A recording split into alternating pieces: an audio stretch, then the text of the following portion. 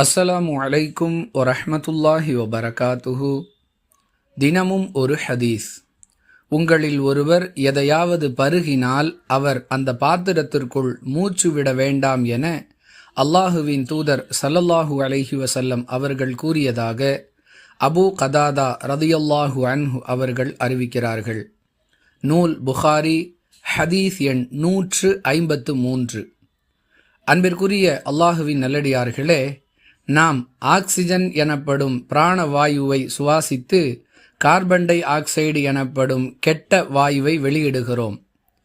இவ்வாறிருக்க நாம் எதையாவது பருகும் பொழுது அந்த பாத்திரத்தை நம்முடைய வாய் மற்றும் மூக்கு ஆகியவற்றிற்கு அருகில் வைத்த நிலையிலேயே பருகுகிறோம்.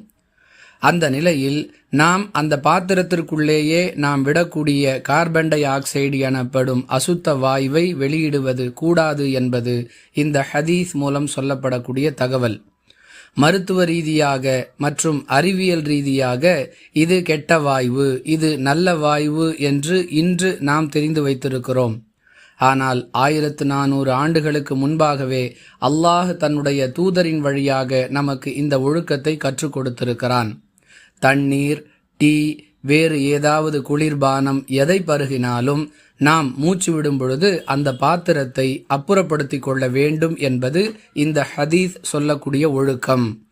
தொடர்ச்சியாக பருகுகிறோம் என்ற பெயரில் சிலர் தம்முடைய மூச்சு காற்றை அந்த பாத்திரத்திற்குள்ளேயே விட்டு கொண்டிருப்பார்கள். இவ்வாறு செய்வது தவறு என்பதை கவனத்தில் கொள்ள வேண்டும். மேலும் ஒரே மூச்சில் பானங்களை பருகுவதையும் தவிர்ப்பதற்கு இது உதவியாக இருக்கும். இதனால் நம்முடைய மூக்கில் அந்த பானங்கள் ஏறிக்கொள்வது போன்ற சிரமங்களையும் தவிர்க்கலாம். வாஹிரு தஅவானா அனில் ஹம்துலில்லாஹி ரப்பில் ஆலமீன். அஸ்ஸலாமு அலைக்கும் வரஹ்மத்துல்லாஹி வபரகாத்துஹு.